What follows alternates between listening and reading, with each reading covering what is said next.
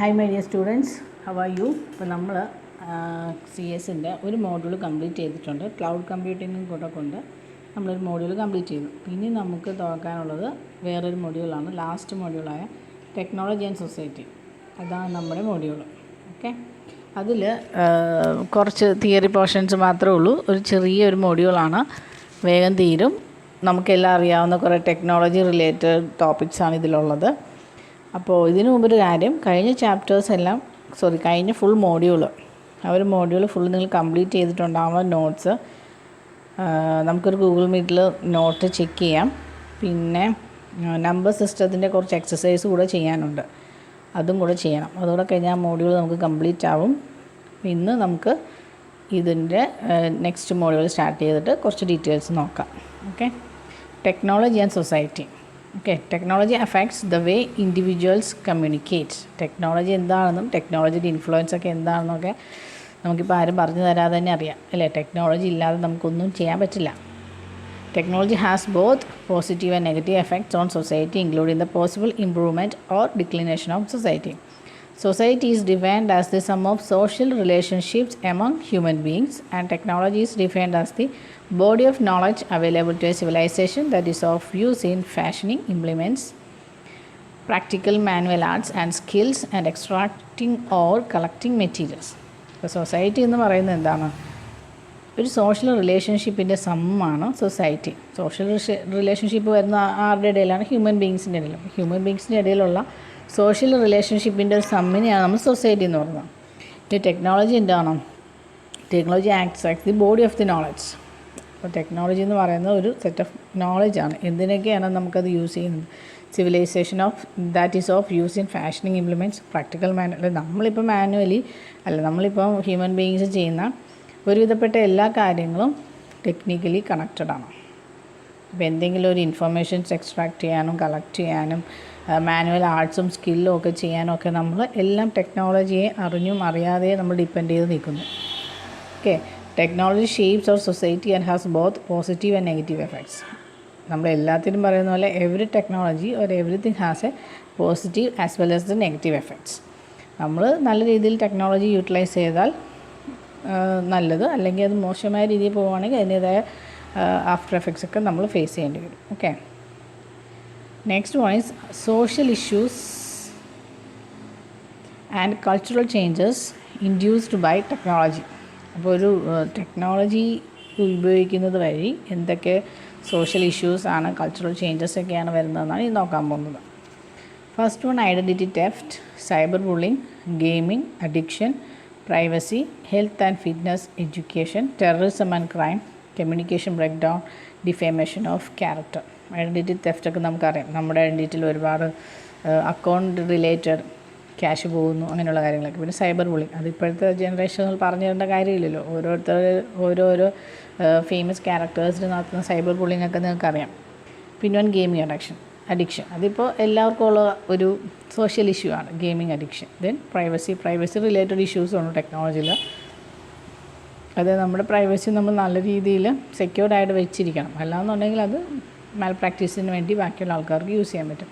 പിന്നെ health and fitness, technology addicted ആയിട്ട് നമ്മുടെ ഹെൽത്ത് ഇഷ്യൂസൊക്കെ ഒരുപാട് വരും, ഫിറ്റ്നസ് പ്രോബ്ലംസ് ഒക്കെ വരും, അല്ലേ? പിന്നെ education, terrorism and crime and related ആക്ടിവിറ്റീസിന് ടെക്നോളജീസ് യൂസ് ചെയ്യുന്നുണ്ട്. കമ്മ്യൂണിക്കേഷൻ ബ്രേക്ക്ഡൗൺ, ഫുൾ ടൈം നമ്മൾ ഈ മൊബൈലിൽ ടെക്നോളജീസും അത് ഇതൊക്കെ ആയിട്ട് എൻ്റർടൈൻഡ് ആയിട്ട് നമുക്ക് മറ്റുള്ളവരായിട്ടുള്ള സംസാരവും കമ്മ്യൂണിക്കേഷനും ഒക്കെ കുറയുന്നുണ്ട്. Then defamation of characters, of course there is a defamation of characters.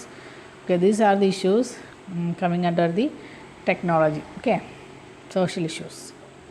Next one, social issues and cultural changes induced by technology. എന്തൊക്കെയാണ് കൾച്ചറൽ ചേഞ്ചസ് എന്ന് നോക്കാം.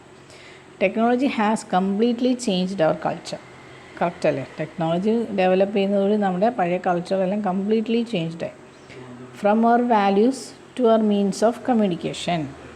Now many people have trouble having a face to face conversation. ഇപ്പോൾ നമുക്ക് സത്യം പറഞ്ഞാൽ അങ്ങനത്തെ ആൾക്കാരും ഉണ്ട്. ഫേസ് ടു ഫേസ് കോൺവെർസേഷൻ ചെയ്യാൻ ഭയങ്കര ബുദ്ധിമുട്ടാണ് അവർക്ക്. പക്ഷേ അവർ മെസ്സേജ് ചെയ്യും, ചാറ്റ് ചെയ്യാനൊക്കെ ഒരു വളരെ ഓക്കെയാണ്. പക്ഷേ ഡയറക്റ്റ് സംസാരിക്കേണ്ട ഒരു സിറ്റുവേഷൻ വരുമ്പോൾ ഭയങ്കര ഓക്വേർഡായിട്ട് പോകുന്ന ടൈപ്പ് ആൾക്കാർ ഇപ്പോൾ കൂടി വരുന്നുണ്ട്. അതെന്തുകൊണ്ടാണ്? നമ്മൾ ഫുൾ ടൈം ഫോണിലാണ്, ചാറ്റിങ് മെസ്സേജിങ് മാത്രമല്ലേ ഉള്ളൂ. ഡയറക്റ്റ് കോൺവെർസേഷൻ വരുമ്പോഴേക്കും they are in trouble. Okay, Skype does not count. When people spend time with friends, it's on their phones, tablets or computers. എപ്പോഴാണ് ഇതൊക്കെ സംഭവിക്കുന്നത്? നമുക്ക് എല്ലാവരോടും കോണ്ടാക്റ്റൊക്കെ ഉണ്ട്, പക്ഷെ എന്താണ്? Through phones and tablets, internet വഴി ഫോണിലൂടെ നമ്മൾ കോണ്ടാക്ട് ചെയ്യുന്നുണ്ട്, പക്ഷേ ഡയറക്റ്റ് കമ്മ്യൂണിക്കേഷൻ നമുക്ക് നഷ്ടപ്പെടുകയാണ്. Right. Also now people judge others by how techy their car is, or if they have the newest iPhone or tablet. Most people want to put their headphones in and listen to music rather than listening to other person. ഇപ്പോൾ നമ്മുടെ ഒരു life status തന്നെ പറയുന്നത് നമ്മുടെ കയ്യിലുള്ള ഗാഡ്ജറ്റ്സിനെയൊക്കെ base ചെയ്തിട്ടാണ്. ഇപ്പോൾ എന്ത് ടൈപ്പ്, എത്ര അഡ്വാൻസ്ഡ് ആയിട്ടുള്ള കാറാണ് യൂസ് ചെയ്യുന്നത്, അവൻ്റെ കയ്യിൽ ഏത് ഫോണാണ്, ടാബ്ലറ്റ് ആണോ, ഹെഡ്ഫോൺസ് എങ്ങനത്തെയാണ്, വയർലെസ് ആണോ, ഇങ്ങനെയുള്ള കാര്യങ്ങളൊക്കെ ചെക്ക് ചെയ്യും നമ്മൾ. പക്ഷേ നമ്മുടെ കമ്മ്യൂണിക്കേഷൻ കുറയുന്നു. ഇപ്പം നമ്മുടെ അടുത്തൊരാളുണ്ടെങ്കിൽ പോലും അവരോട് സംസാരിക്കുന്നതിന് പകരം നമ്മളെന്താ ചെയ്യുക? ഒരു ഹെഡ്ഫോൺ വെച്ച് പാട്ടും കേട്ടാൽ മതി. ഇപ്പോൾ നമ്മൾ പണ്ടൊക്കെ നമ്മളിപ്പോൾ പ്രൈവറ്റ് ബസ്സിലോ KSRTC ബസ്സിലോ ഒക്കെ യാത്ര ചെയ്യുന്ന സിറ്റുവേഷൻ അസ്യൂം ചെയ്യാം. നമ്മളെന്താ ചെയ്യുക? എങ്ങനെയാണെങ്കിലും അടുത്ത് നമുക്കിപ്പോൾ നമ്മൾ ആലപ്പി ടു എറണാകുളം ട്രാവൽ ചെയ്യുന്ന ചെയ്യും. ഇപ്പോൾ ആലപ്പിയിൽ നിന്ന് നമ്മുടെ ഒപ്പം കയറിയ ഒരാൾ നമ്മുടെ സീറ്റിൻ്റെ അടുത്തുണ്ടെങ്കിൽ ഒബ്വിയസ്ലി നമ്മൾ അയാളോട് എന്തെങ്കിലുമൊക്കെ സംസാരിച്ചിരിക്കും ഇവിടെ നിന്ന് എറണാകുളം വരെ എത്തുമ്പോഴേക്കും. പക്ഷേ ഇപ്പം അങ്ങനെയാണോ? നമ്മളാണെങ്കിലും ചെവിലൊരു ഹെഡ്സെറ്റ് എടുത്ത് വെച്ചും ഫോണിൽ എന്തെങ്കിലും കുത്തിക്കൊണ്ടിരിക്കും, അടുത്തിരിക്കുന്ന ആളാണെങ്കിലും ഹെഡ്സെറ്റ് വെക്കുന്നു, ഫോണിൽ എന്തെങ്കിലും കുത്തിക്കൊണ്ടിരിക്കുന്നു. അല്ലാതെ തമ്മിൽ സംസാരിക്കാനൊന്നും ആർക്കും താല്പര്യമില്ല, എല്ലാവരും ഫോണിൻ്റെ അകത്താണ് അല്ലേ? അപ്പോൾ അത് ടെക്നോളജിയുടെ ഒരു വലിയ ഇഷ്യൂ ആണ്. Then video games isolate all things from the world. Video game കൂടെ വന്നതോടുകൂടി എല്ലാം മാറിപ്പോയി. ഇപ്പോൾ നമ്മൾ പുറത്ത് പാർക്കിലൊക്കെ പോയി കളിക്കുന്ന രീതിയൊക്കെ മാറി. ഇപ്പോൾ എല്ലാവരും വീഡിയോ ഗെയിംസ് സെറ്റ് ചെയ്ത് കൊടുക്കാം. കുറച്ച് ക്യാഷും കൂടിയുള്ള ഫാമിലിയൊക്കെ ആണെങ്കിൽ എന്ത് ചെയ്യും? വലിയൊരു വീഡിയോ ഗെയിമിന് വേണ്ടിയിട്ട് അതിന് വേണ്ടിയിട്ട് തിയേറ്റർ സെറ്റപ്പൊക്കെ ഒരു വീട്ടിൽ തന്നെ ചെയ്യും. അല്ലാതെ പുറത്ത് പോയി കളിയോ ഫ്രണ്ട്സായിട്ടുള്ള കളികളോ ഒന്നും ഇപ്പോൾ ഇല്ല. Most people prefer technology today just because that is all they know. Today it's all about touchscreen cell phones. Technology just isolate people from reality. People nowadays don't know how to communicate in real world situations like personal relationships, problem solving and exhibiting adult behavior. ഇപ്പോൾ ഇങ്ങനെ വന്നു എന്താ, നമുക്കൊരു social being ആണ് human എങ്കിൽ പോലും socially നമ്മളൊരു communicate ചെയ്ത് വരുന്ന പല സിറ്റുവേഷൻസിലും പലർക്കും അത് പറ്റാതെ പോകുന്നു. എന്തെങ്കിലും ഒരു പ്രോബ്ലം വന്നാൽ അത് ഫേസ് ചെയ്യാൻ പറ്റുന്നില്ല. അഡൾട്ട്സ് നമ്മുടെ മുമ്പൊക്കെ നമ്മുടെ വീട്ടിൽ മുതിർന്ന ഗ്രാൻഡ് പാരൻസൊക്കെ ഉണ്ടെങ്കിൽ അവരുമായിട്ട് സംസാരിച്ച് നമുക്ക് കുറേ നല്ല കാര്യങ്ങളൊക്കെ കിട്ടും. ഇപ്പോൾ അവരുണ്ടെങ്കിൽ അവരെ ശ്രദ്ധിക്കാനോ അവരുമായിട്ട് സമയം ചിലവഴിക്കാനോ നമുക്ക് ടൈമില്ല. We are busy with your gadgets. Right. So this is the main problem induced with technology നമുക്ക് വേണം, അതിൻ്റെ നല്ല ഉപയോഗങ്ങളുണ്ട്. പക്ഷേ from the other side we are losing these good things. Okay, next one is, let's talk the daily personal view here. ഇപ്പോൾ വേറെ എന്തൊക്കെ cultural changes daily basis നമുക്ക് വന്നിട്ടുണ്ടോ എന്ന് നമുക്കൊന്ന് ജസ്റ്റ് നോക്കാം. So every time a notification pops up on your phone or computer, that's technology influencing culture. Technology കൾച്ചറിൽ influence ചെയ്യുന്ന കുറേ എക്സാമ്പിൾസ് ആണ് പറയുന്നത്. അപ്പോൾ നമ്മുടെ ഫോണിൽ എപ്പോഴൊക്കെ നോട്ടിഫിക്കേഷൻസും മെസ്സേജസും വരുന്നത്, മീനിങ് എന്താ? We are engaged, we are busy with the network and the technology. So that shows it influencing our culture. Every time we at a table with our friends and interacting with them and interacting with our phone, that's technology influencing culture. അപ്പോൾ എന്താണ്, നമ്മൾ കുറച്ച് friends ഒന്നിച്ച് കൂടി ഇരിക്കുന്നുണ്ട്, അതിൻ്റെ ഇടയിൽ ഒരു ഗ്യാപ്പ് കിട്ടുമ്പോൾ നമ്മൾ എന്ത് ചെയ്യും? ഉടനെ നമ്മൾ ഫോൺ എടുത്ത് മെസ്സേജ് ചെയ്തുകൊണ്ടോ വല്ലതും ഉണ്ടോ, ഈ ഒരു സെർച്ചിങ്ങിലാണ് നമ്മളെപ്പോഴും. അപ്പോൾ ഫ്രണ്ട്സ് ഉണ്ടെങ്കിൽ പോലും അവരുമായിട്ടുള്ള കോണ്ടാക്റ്റും സംസാരമൊക്കെ കുറവാണ്. ഇപ്പോൾ ഒരു 1 hour നിങ്ങൾ സ്പെൻഡ് ചെയ്യുന്നുണ്ടെങ്കിൽ ഒരു ഹാഫ് അവർ നിങ്ങൾ തമ്മിൽ സംസാരിച്ചു, ബാക്കി ഹാഫ് അവർ നിങ്ങൾ സ്പെൻഡ് ചെയ്യുന്നത് ഫോണിലായിരിക്കും അല്ലേ? ഇങ്ങനെയാണ് ടെക്നോളജി നമ്മളെ അഫക്റ്റ് ചെയ്യുന്നത്. So every time we can order something from an online vendor rather than going to local store. That's technology influencing culture. കണ്ടോ, പണ്ടൊക്കെ നമ്മൾ സ്റ്റോറിൽ പോയി സാധനം കണ്ട് മേടിച്ചുകൊണ്ട് വരും. ഇപ്പം അങ്ങനെയല്ല. Everything we can buy at our home itself. We can order anything in online and they will deliver the item to our home. നമുക്ക് ഇതെല്ലാം ടെക്നോളജി ഇൻഫ്ലുവൻസിങ് ആണ്, കൾച്ചറിനെ അഫക്റ്റ് ചെയ്യുന്നതാണ് ടെക്നോളജി. മുമ്പ് നമ്മൾ നമ്മൾ ഒറ്റയ്ക്ക് പോകാം, അല്ലെങ്കിൽ നമ്മുടെ വീട്ടിൽ ആരെങ്കിലും മുതിർന്നവരായിട്ട് നമ്മൾ സ്റ്റോറിൽ പോകുന്നു, സാധനം മേടിക്കുന്നു, ആ സിസ്റ്റമൊക്കെ മാറി. അപ്പോൾ എന്ത് സാധനം വേണമെങ്കിലും നമുക്ക് വീട്ടിലിരുന്ന് ഓർഡർ ചെയ്യാൻ ഒരു വീട്ടിൽ കൊണ്ട് തരും അല്ലേ. So every time we log on to have some social time with friends rather than going over to their houses. That's technology influencing culture. അപ്പോൾ മുമ്പൊക്കെ നമ്മൾ റിലേറ്റീവ്സിൻ്റെയോ ഫ്രണ്ട്സിനെയൊക്കെ കാണണമെന്ന് തോന്നി എന്ത് ചെയ്യും, നമ്മൾ അങ്ങോട്ട് ചെന്ന് അവരുടെ വീട്ടിൽ ഡയറക്റ്റ് ചെന്നിട്ട് നമ്മൾ സംസാരിക്കും, കുറച്ച് സമയം അവിടെ ഷെയർ ചെയ്യും, അങ്ങനെയൊക്കെ പോകും. അപ്പോൾ അങ്ങനെയാണോ? ഇപ്പോൾ വാട്സപ്പോ IMO ഏതെങ്കിലും ഒരു ആപ്ലിക്കേഷൻ എടുക്കുന്നു, വീഡിയോ കോൾ ചെയ്യുന്നു. ഒരു ഫാമിലി മെമ്പേഴ്സിന് മൊത്തം വീഡിയോ കോൾ ചെയ്താലും നമുക്ക് സംസാരിക്കാൻ പറ്റും. അപ്പോൾ ഒരു ഫാമിലി ഗെറ്റ് ടുഗെദറൊക്കെ നമ്മൾ മിസ് ചെയ്ത് വരുന്നു ഇപ്പോൾ. Every time a teammate or our entire team is so buried under email that can think straight. That's technology influencing culture. ഇതെല്ലാം അതിൻ്റെ ഒരു എക്സാമ്പിളാണ്. Every time we go to a new place based on its Yelp profile and reviews, that's technology influencing culture. Right. നമ്മളിപ്പോൾ എവിടെയെങ്കിലും പോകണമെന്നുണ്ടെങ്കിലും അതിന് മുമ്പ് ഗൂഗിളിൽ അതിൻ്റെ റിവ്യൂവും കാര്യങ്ങളൊക്കെ തപ്പും. എന്നിട്ടാണ് ആ സ്ഥലം പോകണോ വേണ്ടതെന്ന് പോലും നമ്മൾ ചിന്തിക്കുന്നത്. മുമ്പ് അങ്ങനെയല്ല, നമുക്കൊന്ന് പോയി നോക്കാം എന്നുള്ള രീതിയിൽ നമ്മളൊരു ഡെസ്റ്റിനേഷൻ പ്ലാൻ ചെയ്യുന്നു, പോകുന്നു. ചിലപ്പോൾ നല്ലതായിരിക്കും, ചിലപ്പോൾ അല്ലായിരിക്കാം. അപ്പം അങ്ങനെയല്ല, നമ്മളെല്ലാം പഠിച്ച് കാര്യങ്ങളൊക്കെ നോക്കിയിട്ടൊക്കെയാണ് പോകുന്നത്. Every time one of us sits down to consume our nightly on demand entertainment, that's technology influencing culture. എത്ര നേരം വേണമെങ്കിലും നമുക്ക് നൈറ്റിലിരുന്ന് ടെക്നോളജി റിലേറ്റഡ് എൻ്റർടൈൻമെൻ്റ് ഒക്കെ കാണുന്നത് ഒരു മടിയുമില്ല. പക്ഷെ അത്രയും സമയം ഗ്രാൻഡ് പാരൻസോട് സ്പെൻഡ് ചെയ്യാൻ നമുക്ക് താല്പര്യമില്ല. ഇങ്ങനെയൊക്കെയാണ് ടെക്നോളജി നമ്മളെ ചേഞ്ച് ചെയ്തുകൊണ്ടിരിക്കുന്നത് ഒരു ഡെയിലി പേഴ്സണൽ ലൈഫിൽ. Clear? Next one is e-waste management. Okay, whenever an electronic device covers up its working life or becomes non-usable due to technological advancements or become non-functional, it is not used anymore and comes under the category of e-waste or electronic waste. അപ്പോൾ എന്ത് electronic equipment ആണെങ്കിലും കുറേ നാൾ കഴിയുമ്പോൾ അത് non ഫങ്ഷണലായി പോകും. പിന്നെ അത് നമ്മൾ റിപ്പയർ ചെയ്താലും റെഡിയാക്കാൻ പറ്റാത്തൊരു സിറ്റുവേഷൻ വരും. ആ സിറ്റുവേഷനിൽ ആ സാധനം എന്തായാലും e-waste-ആയി. Electronic വേസ്റ്റാണ് e-waste. അങ്ങനെ എത്രയോ ഇലക്ട്രോണിക് വേസ്റ്റ് ഡെയിലി ഓരോ സ്ഥലങ്ങളിൽ നിന്നും വരുന്നുണ്ട് അല്ലേ. So as the technology is changing day by day, more and more electronic devices are becoming non-functional and turning into e-waste. Managing such non-functional electronic devices is termed as e-waste management. അതായത് ഇപ്പോൾ നമ്മുടെ കയ്യിലിരിക്കുന്ന ഒരു gadget, ഇപ്പോൾ നമ്മുടെ കയ്യിലിരിക്കുന്ന ഒരു ഫോണാണെങ്കിലും അത് ഇൻ കേസ് അത് വലിയ ഡാമേജ്ഡ് അല്ല എങ്കിൽ പോലും അതിൻ്റെ ന്യൂ വേർഷൻ വന്നാൽ നമുക്ക് തോന്നും ഇതിനി വേണ്ട, പുതിയത് മതി. പഴയതാണെങ്കിൽ ആർക്കും ഉപയോഗിക്കുകയും വേണ്ട. അപ്പോൾ അങ്ങനെ എന്താ ചെയ്യുക? അപ്പോൾ ആ പഴയത് വേസ്റ്റായി. അപ്പോൾ ഇങ്ങനെ ഡെയിലി എത്രയോ പേര് ഇങ്ങനെ ഗാഡ്ജറ്റ്സ് മാറുന്നുണ്ടാവും. അല്ലാതെ റിപ്പയർ ചെയ്ത് കൊണ്ടുവന്നിട്ട് ഒന്നും പറ്റാത്ത രീതിയിൽ മാറ്റുന്നുള്ളവരുണ്ടാവും. അല്ലാതെ പുതിയത് ജസ്റ്റ് വാങ്ങുന്നവരുണ്ടാവും. ഇങ്ങനെയൊക്കെ വരുന്നതെല്ലാം e-waste-ആണ്. ഇതിനെ പ്രോപ്പർലി മാനേജ് ചെയ്യുന്നത് തന്നെയാണ് e-waste മാനേജ്മെൻറ്റ് എന്ന് പറയുന്നത്. Okay. So e-waste management can be defined as the practical and holistic approach and a founding pillar of cutting down waste from our mother earth. It is reusing and recycling of e-waste which is no longer in use and can be sold for some of its components. We are on the verge of technological breakthrough with the introduction of AI, and we need to dispose of toxic e-waste from our home before we pile up more and more e-waste. We are in dire need of introducing a customer awareness campaign because of lack of interest and knowledge regarding e-waste.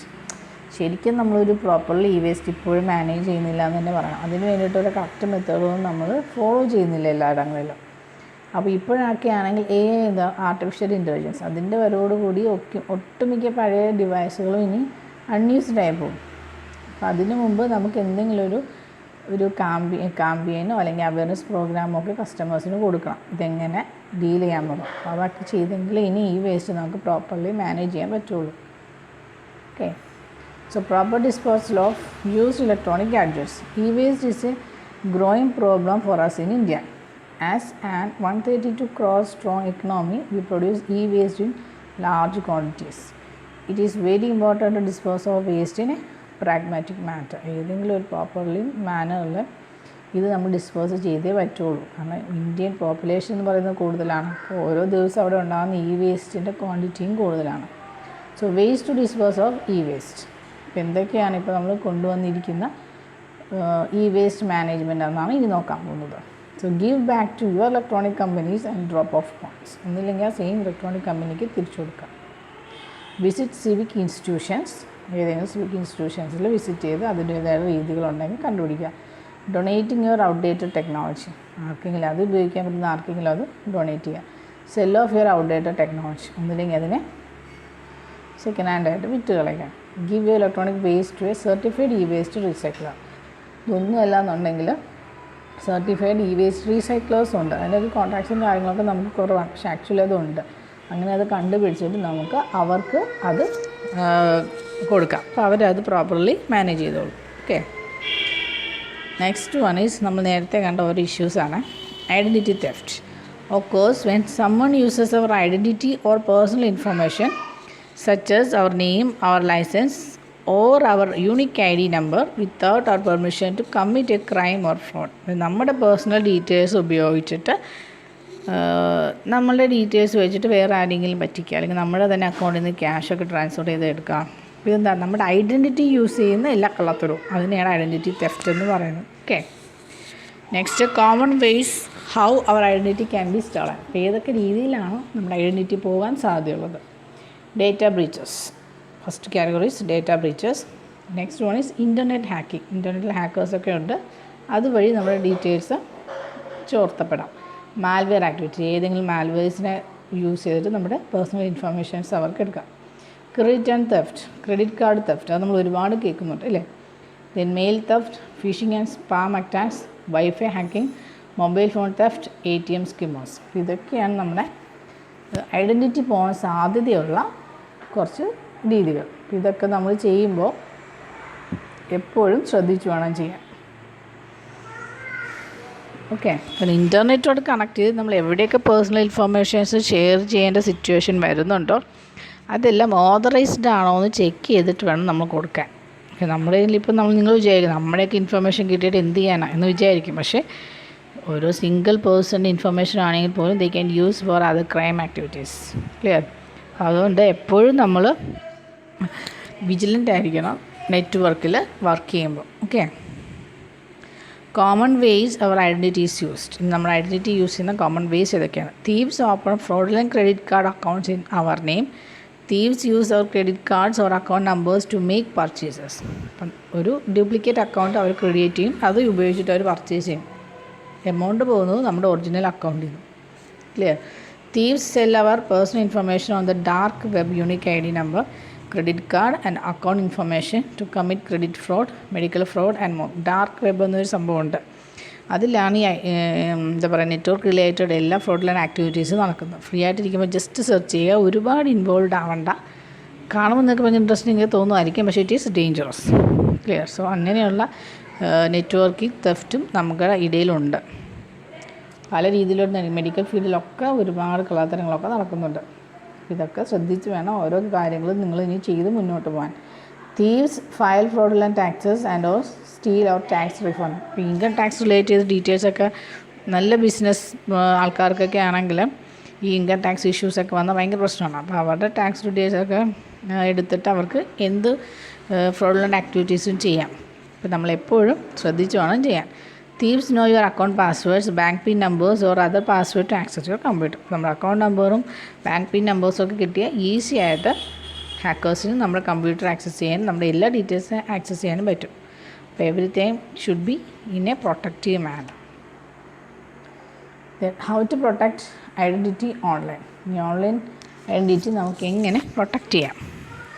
Protect our computer and smart phone with a strong up to date security software. എന്തെങ്കിലും strong ആയിട്ടുള്ള up to date security software use ചെയ്യുക. Learn to spot spam and scams. Spam മെസ്സേജസിനെ സ്കാമിനൊക്കെ സ്പോട്ടിൽ മനസ്സിലാക്കാനും കണ്ടുപിടിക്കാനും പറ്റണം. Use strong password. പെട്ടെന്ന് കണ്ടുപിടിക്കാൻ പറ്റാത്ത രീതിയിലുള്ള സ്ട്രോങ് പാസ്വേഡ്സ് യൂസ് ചെയ്യുക. Monitor our credit scores. എപ്പോഴും നമ്മുടെ ക്രെഡിറ്റ് കാർഡ് ഡീറ്റെയിൽസും ഒക്കെ മോണിറ്റർ ചെയ്തുകൊണ്ടിരിക്കുക. Freeze our credit. എന്തെങ്കിലും ഒരു ഇഷ്യൂ വന്നാൽ കണ്ട ഉടനെ അക്കൗണ്ട് ഫ്രീസ് ചെയ്യുക.